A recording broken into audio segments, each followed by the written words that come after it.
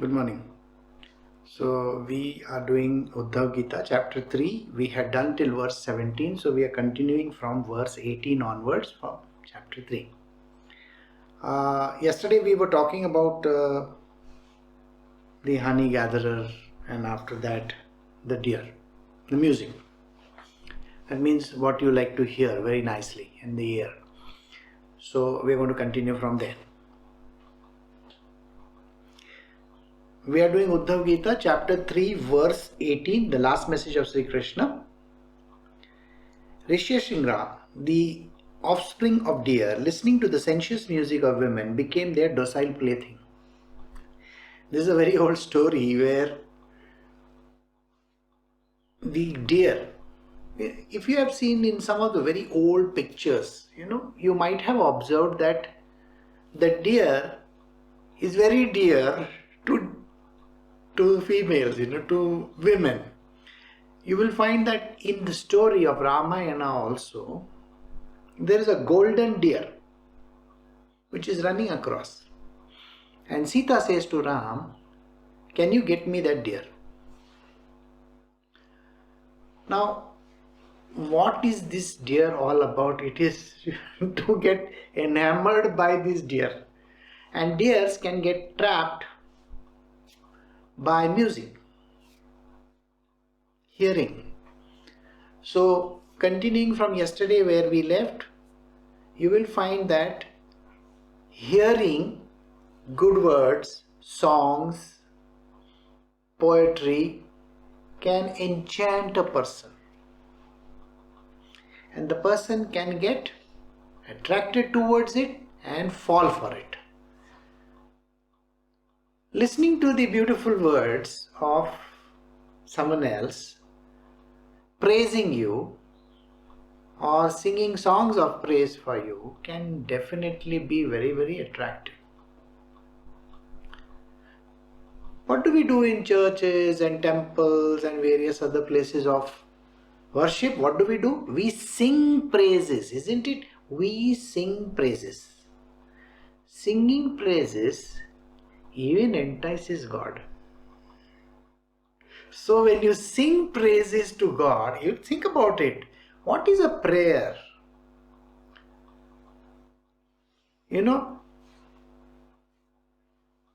Just imagine if I keep on saying, "Oh God, in this wonderful sacrament, I have left us a memorial of your passion." Does it sound nice? No. But if I say, "Oh Lord, in this wonderful sacrament of the way they sing in the church, have you heard that? Huh? Now this is the way of enticing. Even God gets enamored by sound. So when you sing praises to the Lord also, He is going to get enchanted by you. Don't worry. So sing praises, don't worry. So singing, dancing. You see, most of the Indian temples, they have a dance courtyard where the dancers used to dance for the Lord. Today we have various beautiful forms of dance in India. Bharatnatyam, Kuchipudi and so on and so forth. So many beautiful kinds of dancing. What do you think these dances are all about? They are nothing but praising the Lord. Isn't it? And when you do that in your life also, you will entice God. So now let us come back to human beings and how do they get enticed. So here, listening to the music or the songs sung by women, the deer are also getting enchanted. So this was, as of yesterday, whatever we were discussing, we have come to the end of this particular teacher, the teachings of a teacher. Now we move on to the next one. So we do verse 19. Chapter 3, verse 19, last message of Sri Krishna from the Uddhava Gita. The foolish man, this is very interesting. The foolish man, infatuated with delicacies by an over-greedy tongue, meets with death like the fish by means of the hook. See, we discussed so on and so forth. Now, taste, the next organ of, sensual organ. It's called the organ of taste. The organ of taste is very, very interesting. You have to put something in your mouth first to get the taste of it. All the sensory perception happens inside the mouth. So, the foolish man, infatuated with delicacies, by an over-greedy tongue, meets with death like the fish by means of the hook. What is the hook over here? And what is this delicacy that he is talking about? I'm sure you know in your own family there are people who have diabetes.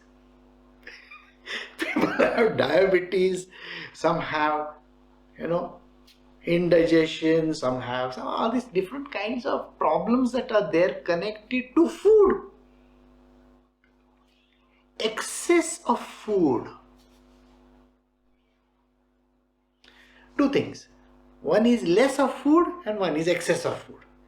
When you eat more, or when you eat something which is not digestible by you, remember, you are going towards your death very fast. So here, the next guru of my Gurudev is this great thing which we call as a fish who is getting attracted by the hook. And on the hook there is a fine bait, and this bait he is attracted towards. So when he goes and catches that bait, the hook goes in his mouth and he gets caught. Likewise, there's a very nice bait for diabetic people. It's called sugar, right? And for obese people, it's called fat. I mean, there are good fat and there is bad fat also. Let us not go into that direction. But overeating or doing something which is not good for the humankind, eating some things which are dangerous. I am just talking about one or two diseases. Let us think of another one. Cirrhosis. How does cirrhosis happen? Alcohol is the root cause of it.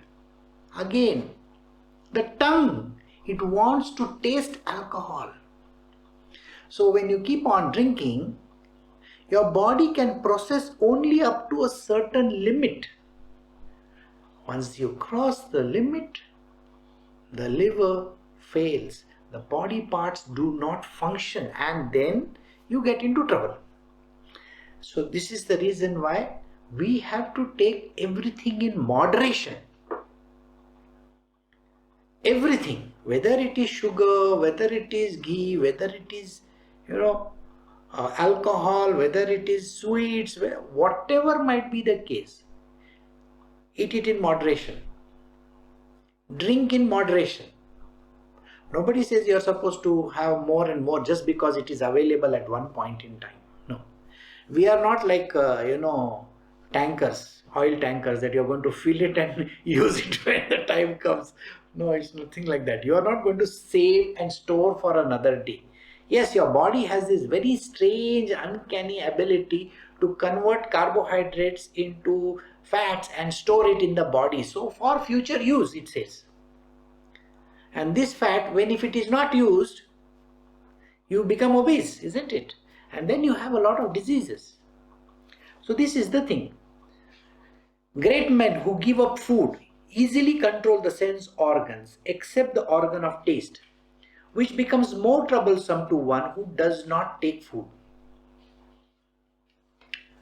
This is another thing which we Indians do love. Upvas. Upvas means what? Fasting. We say, I am going to fast. By the way, everybody in this world fasts. Some people do it during, the days when Lent and seasons like that. Different times during the year, people do fasting.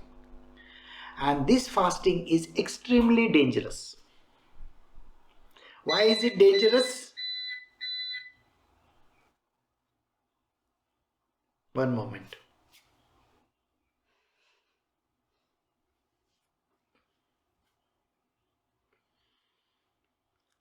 We have to cut this somewhere. So once the power is back, then yes.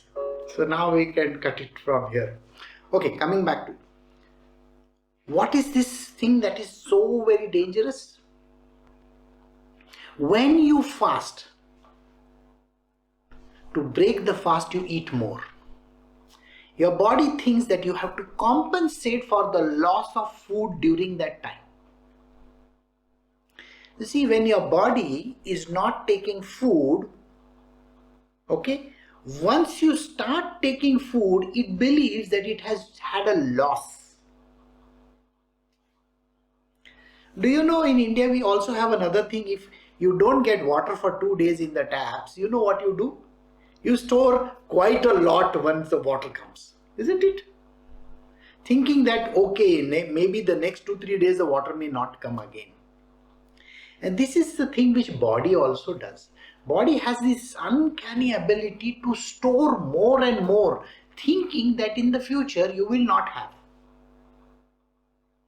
So you eat more, the body stores more.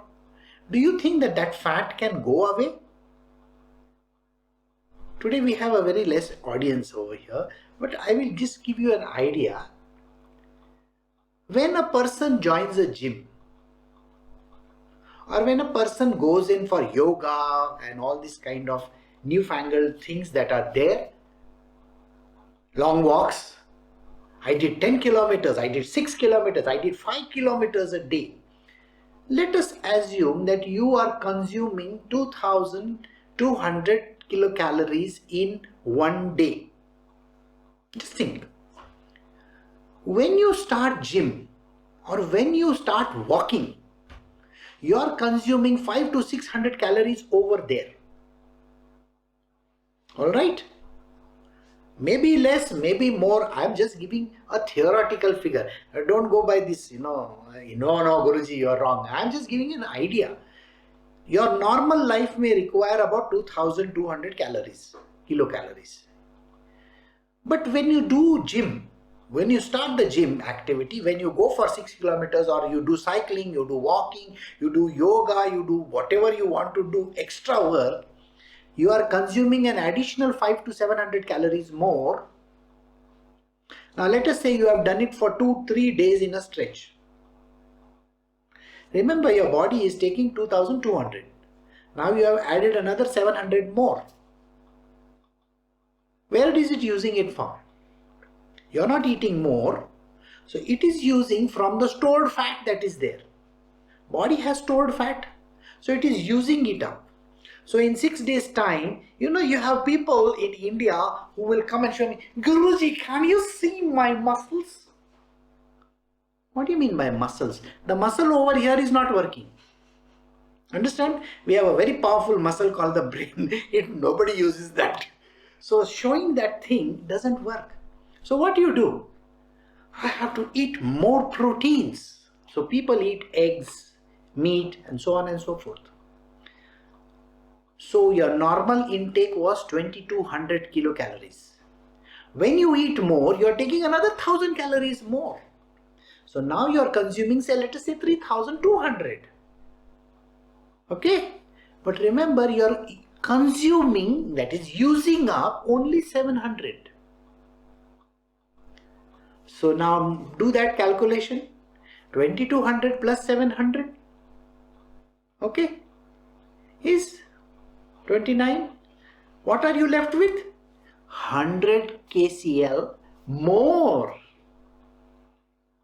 So when you consume more, because your body thinks it is using up more, so you start consuming more unknowingly. Consuming more doesn't mean quantity. It means quality of goods also. So if you take meat, eggs, and try to compensate for those things, I'm sorry, you're making a mess of your life.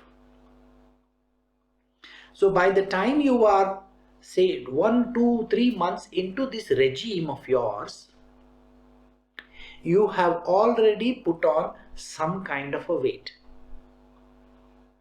Do you see the shape of the body then? Yes, you see the shape of the body, the muscles are toned up, and the body has put on slightly more weight.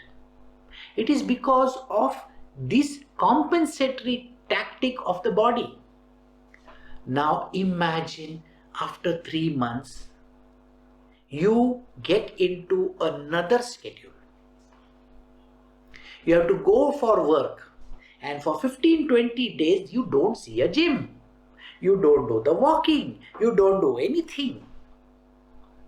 These same muscles start coming down. But you are not giving up on your calories intake.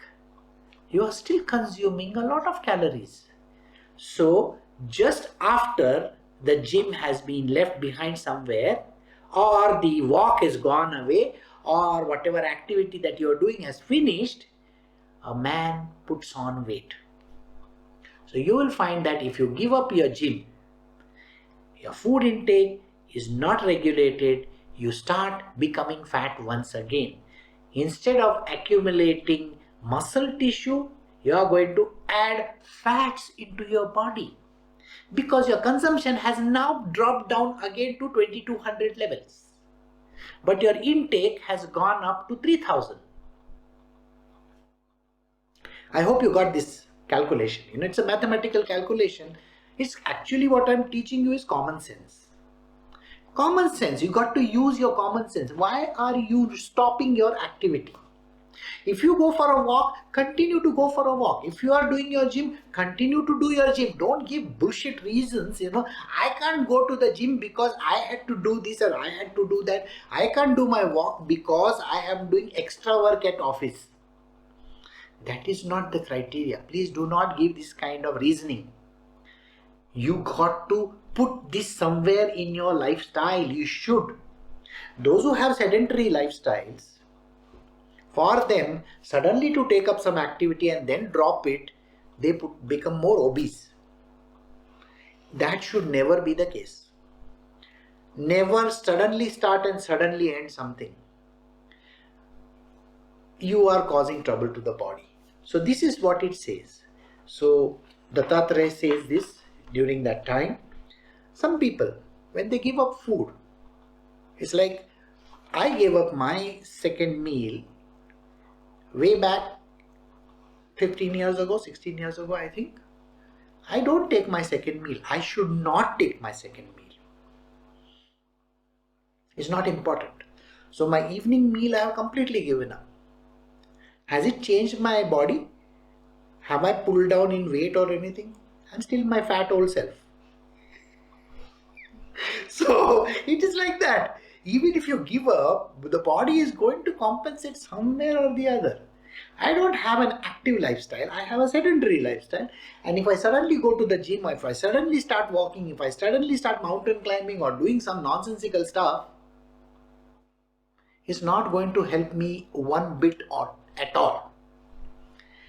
On the contrary, I will become 200 kilos in weight, baby elephant or something like that, maybe old elephant.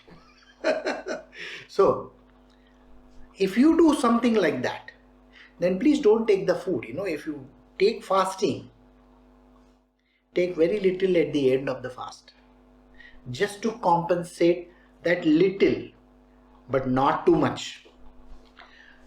A man who has overcome the other organs cannot be a master of his senses until he controls the organs of taste. When the organ of taste is controlled, everything is controlled. Eyes, ears, we see, we hear, we touch, we feel, all these kind of things are there. Most important organ, Krishna says, Dattatreya says over here, is the organ of taste. So verse 21, chapter 3 says, from the Uddhava Gita, a man who has overcome other organs cannot be a master of his senses until he controls the organ of taste. When the organ of taste is controlled, everything is controlled. Right? So you have to control your tongue. Actually, the tongue has two uses. One is food and the second one is talking. We talk too much. And these two things, this organ over here is extremely important. We need to control it. Eat in moderation, talk in moderation. Don't talk too much and don't eat too much. Because it's an essential thing. Right? So I hope you understood the value of eating, the value of the tongue, the sensory organ of taste. The taste, is it so important? Bland food. The yogi eats only bland food. Sometimes he cooks for himself flatbread or chapatis, we call them in India roti, in another language, and he eats only that. It is not greased, it has got nothing in it. Maybe he has a little bit of potatoes. See, when you stay in the Himalayas, what is the main food over there? Nowadays it is Maggi noodles and all that. But in olden times it was flatbread. They will make that chapati or the roti and eat it. And on that, sometimes you would have some kind of a thing to go along with. It could be potato. And what do you do for a potato? Maybe you just spike it and roast it over a fire. That's it. In your house you can have what is called as a jacket potato. You know, jacket potato, you can poke it and put it in the microwave, and after 3-4 minutes you remove it out and remove the cover. What has happened over there? The potato has cooked in its own water inside. There is a water inside the potato, isn't it? So it has cooked inside its own water. You have not added anything extra. You know, the Europeans, they have a very strange dish which they make out of potato. I've seen it in one restaurant where I had gone. It's called Marches. It's a very big chain. And in that, they have only boiled potatoes. And they put it on a tawa or something like that. And that's it. Something is there on top, maybe cheese or something, and then it is given to eat. I think that must be something really nice. I have not eaten it, but potato is a staple food. So these 2-3 things you can definitely eat. You know, I will not discount Maggi, because in the mountains, where can we get something good? So Maggi, you know, you can have Maggi noodles, yes, and maybe some rotis and some. You can't have bread. Nobody has got an oven over there, so you can make flatbread. So during the olden times also, they were having this bread, this kind of a roti. They would eat that and they would be satisfied. So most of the yogis in the mountains, they have this very simple food. Okay. Sometimes green leafy vegetables are also there. You can have that as well. So now we are going to move on to another story. Okay, this is a long story. Alright. So let us see where we are going now. We are doing Uddhava Gita, chapter 3, the last message of Sri Krishna, verse 22 onwards. Now this is another guru of my guru. Dattatreya is explaining to the Yadu, one of his another guru. See, we have been doing so many gurus of his, isn't it? Right? In the past one we did this Rishingya, that is the deer, and then the fish, and then so on and so forth. So now we are going on to another one. Verse 22 says, in the days of yore. I'm going to read this because it's like a story. So I will continue the story further. In the days of yore, there was a courtesan named Pingala in the city of Videha. I have learned something from her. Listen to it, O king. So there is a particular city called Videha, and in the court, there must have been a king. And the king has his court. And in the court there are dancers, isn't it? So there was this great courtesan, a lady who used to dance very well. Her name was Pingala. One day that courtesan, with a view to conduct some lover to the trysting place, took her stand at the door in the evening, beautifully dressed. Now, in most of the places in the world, have you seen that there are red light areas? Now, what is a red light area, by the way? A red light area is a place where you go and find prostitutes. Last week only I was talking about the dancing girls. Okay, so we are going to go further than that. So there is an area in every city in this world. By the way, if you say my city doesn't have, you are mistaken. Maybe you are not aware of it. So yes, in all over the world there are some places which are forbidden for few people, and there are some people who love to go there. So there was this one particular place in the city of Videha, and there was this lady called Pingala. Every day she would dress up nicely. And they have to entice people, so naturally they will dress up nicely, and she would stand outside the door waiting for customers to come.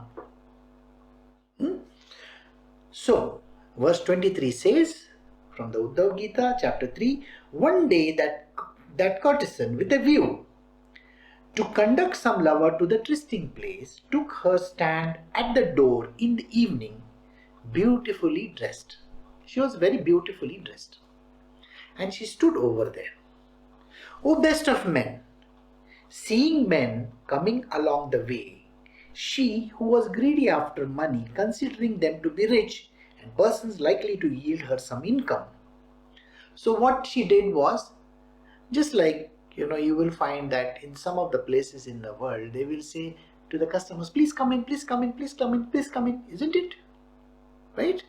You will find that yesterday when we went to the marketplace, there were people standing outside who were calling the customers, please come to my shop, please come to my shop. It is nothing but calling, beckoning, please come. It's a way of enchantment. Now, I'll tell you something about hair cutting salons world over. See, there are the male hair cutting salons. Have you seen that? Huh?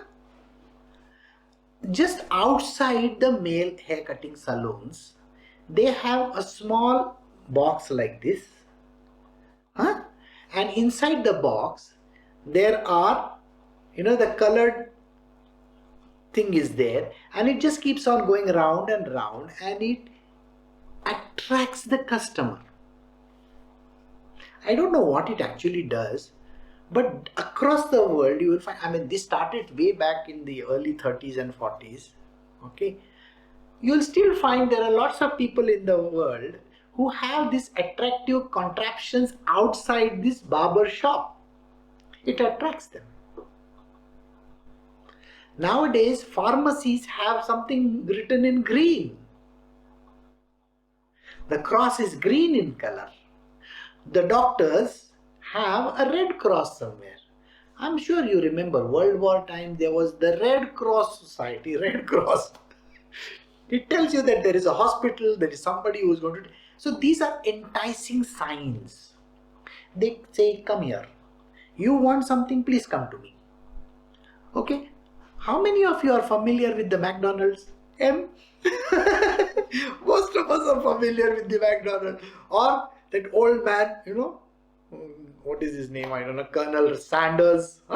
Very famous. Outside KFC, you will find that Colonel Sanders over there. It is nothing but telling you, please come over here. Okay. Likewise, the red color of Coca-Cola. That red, the way it is written, you know how it is written. Restaurants, places, everything. And that brings me to an interesting story. This attraction thing is a very, very strange phenomena. In the material world, we all have something which is called attraction. What is the attraction? If you look at a person has a certain characteristics which are attractive in nature, isn't it? Oh, you have a high forehead. You have beautiful eyes. I mean, all those kind of things we say. So now, this is a story of Sai Baba. One day it so happened that there was one person who was driving down with his, the tonga. Tonga means a horse cart. He was driving down on the horse cart towards Shirdi. So, and while he was coming closer and closer and closer, he saw there was a place just above the temple or the place where Sai Baba used to sit. There were some flags flying. This person got very upset. He says, why is it that if Sai Baba is a saint, why is he announcing to the world by telling the world, how I am sitting over here, my flags are flying over here, you see? He says, a saint is not supposed to attract attention. I am not going to go and meet Sai Baba. And he wanted to turn back from there. Fortunately, the story goes that no, he ended up meeting Sai Baba and becoming one of his very great devotees. It's a different story. But when he saw those flags, those patakas and the flags. Patakas is the triangular thing which you have made out of paper, color papers. I don't know what is the word in English. So when we have certain celebrations in India, we have the paper decorations, the light decorations, and so on and so forth. And sometimes we have the flags, the colored flags are flying all over the place. So when you look at these flags, what happens? You get attracted towards them. It is like telling, this is the barber shop, come over here. This is McDonald's, come over here. Oh, this is the temple, please come over here. This is the church, please come over here. Those high mass you see, the big cross right on top. It can be seen from miles away. It is nothing but an attraction. Remember this. Whereas I don't think Jesus Christ ever said, you should hang a cross over there. By the way, Jesus Christ died on the cross. He would not have said these words. Right? So in the same way, no God would have said, you fly patakas over there or that flags over there. It's nothing but telling you that there is something over here of worship. So likewise, I think the power is again gone. It's back. Okay, so coming back to our story. So this interesting part where this man says that Sai Baba was not supposed to should not attract anybody. This is the truth about sages and saints. They should never draw attention towards them. No sage, no saint is supposed to draw attention towards himself. I am here, I am sitting over here, please come to me. No, nothing like that. When God wants people to visit them, they will. Another story. Today it is story time, I think. The Sai Baba story you heard. Tapovan Maharaj, who was a great saint, who was the guru of Chinmayananda, Swami Chinmayananda. He was a great revered saint of India. His Gurudev, Chinmayananda's Gurudev, Tapovan Maharaj, never told anybody, please come to me. He would stay in a far off location somewhere in the mountains and never drew any attention towards himself. No. In a year's time, he would lose a lot of students because he was a very tough teacher. Please remember, the tougher the teacher, the better you are.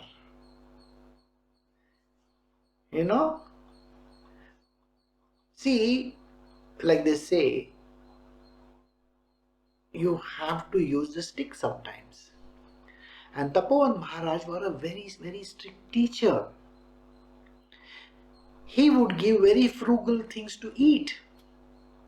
Do you remember our previous verse? What it said? Eat in moderation, eat less. So Tapovan Maharaj used to give very less food to people. You had to take 2 times bath in cold Ganga water. Ganga is flowing from Himalayas, and somewhere in those mountain ranges, you think you can dip yourself at 4 o'clock in the morning and have bath? There is a term called hypothermia. You better get used to it if you want that kind of a life. So there in the mountains, early in the morning, you have to take a bath. At another time, his Gurudev, Tapovan Maharaj, looks at Chinmayananda and says, I want 1 glass of water to drink. So Chinmayananda looks at his Gurudev and says, the river is down over there. You want me to climb the mountain down and bring water from there and come up over here? He gave him a stare. Okay. So Chinmayananda went down and brought a bucket full of water and banged it in front of his Guru. The Guru looks at him and says, do you think I asked you for a bucket of water? I want a glass of water to drink. Listening is important. So Chinmayananda had to go down again and get a glass of water. Do you think in the Himalayas it's a very good thing to climb down 900 meters and go back 900 meters? You think it is very easy? In the Himalayas, it's very tough. And carry 1 bucket of water from down to up there? Have you ever carried a backpack? 10 kgs of backpack. Your back will be broken, and carrying a bucket full of water upstairs. See, such was the Gurudev. Any great person, a Gurudev like that, a Guru like that, makes great disciples if they can stick on. And Tapovan Maharaj had this very big problem where nobody stuck to him because they were all afraid. They were thinking that, my Guru, he treats me so badly. He tells me, get water, glass of water. What is this? He doesn't give me food to eat. He doesn't, make me sleep also properly. 4 o'clock in the morning, I have to get up, take cold bath, water baths and all that. What is this nonsense? I have heard of ashrams where they give good food to eat. The Guru is very nice and kind. I'm sorry. When you have a nice and a kind Guru, you are not going to be a good student at all. You saw? Nobody is remained except Susan, you are there. The problem is this. Nobody remains. They are all afraid, and you will never have a good student at all, and that student can never be a yogi. You have to endure. So our 2 stories have come to an end. So if you really want to become somebody great in this world, learn perseverance, persevere, and don't just give up. It's not good to give up. Your Guru may be the worst character on earth. He can make you squirm and all kinds of things. He may not even answer you. One of the funniest examples was Tapovan Maharaj. One day he says to Chinmayananda, Chinmayananda is asking him, can we start this particular, Upanishad? Now, every day he thinks, today my Gurudev is going to teach me this Upanishad. Nothing happened for quite some time. Finally, he, asked his Gurudev, are you going to teach me or not? Nothing happens. When the time is right, he will do it. Remember, when the time is right for that student, the Gurudev correctly does things. So coming back to our story once again, we will go back to Pingala. So 2 stories, and now we will go back to Pingala. So, What was Pingala doing? She was standing outside waiting for customers to come. She was dressed very nicely, attractively. Okay, she had done her makeup, whatever, kajal, this, that she used to put, and was standing outside over there. And when she was standing outside over there, she was thinking, oh, this guy is good. He looks rich. Maybe he will come and look at me. Oh, that person is very nice. Maybe he will come. So she was just trying to see which person she can attract. Verse 25 says, as they came and passed by one, she who lived upon the proceeds of such a life thought that some other rich man would approach her and bring her a lot of money. This is called desire. A man desires. Oh, not this one, then another one. Not that one, then another one. Not that one, then another one. Not that one.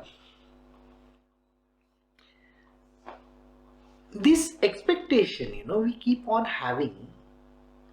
It's like today you may have a small job, tiny job.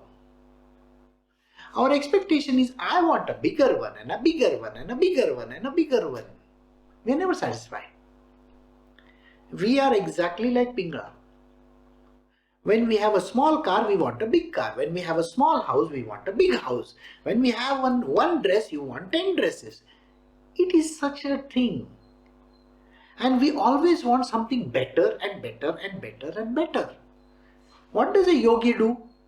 Oh, my dhoti is not good. I will have a colored dhoti. Okay. Why should I wear only white? Next time I'll wear a yellow dhoti. Now yellow dhoti is faded out. I will take a pink dhoti. I will take a orange dhoti. Is that what he does? No. You see, Buddha also stitched old clothes and made a garment out of it. He used to take bits and pieces of clothes, old ones, and he would stitch them together from the sides and make a big piece of cloth.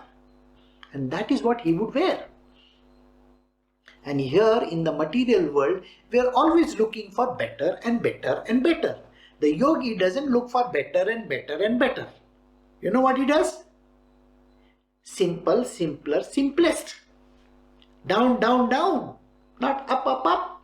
Down, down, down. He is supposed to wear simple dresses. So one day when one of my students asked me, Guruji, how many clothes do I need to own? So I said, I was reading somewhere, maximum a woman needs to have total 27 pieces of garments or stuff like that. She is the CEO of a company. In 5 years, she has not bought anything. She's a billionaire, by the way. And she has total 27 pairs of clothing. So for a man, I just said, you need 2 pairs of what is below and maybe about 4-5 of them on top. That's it. Which makes it about 6 to 8 clothes total. Not more than that. You don't need more than that. And people, you go and open their cupboards. It's like yesterday when I was telling you, I have 12 t-shirts. I don't know what to do with them. And I am going against the principles. You think I can then teach you all? This is the problem. No. I need to have a very simple lifestyle myself. I can't have fancy clothes. Got the understanding? So here, the desires have to be cut. Expectations have to be cut. Lesser and lesser is better and better. Simpler, simpler, simpler, simplest. Simple, simpler, simplest. And as little as you can. Then you are environmentally friendly also. You will save the world, saving the world, because you are not using up so many clothes, right? So, this story will continue in the coming week because it's a long story. Pingala has to tell us a very beautiful lesson. So, we will stop at verse 25. Okay? Next time onwards, we will continue with Pingala from verse 26 onwards because it's a long story. It's about desires. It's about how we have to become so simplistic and not keep on asking more and more and more and more. You have to reduce, cut it down, make it small, make it simple. right? So this is what we got to do. So we will stop over here at verse 25. Next time onwards, we will do 26 onwards. We will continue the story of Pingala once again. Alright? So you take care. You have a very good evening and good day. And take care. Bye. See you next week.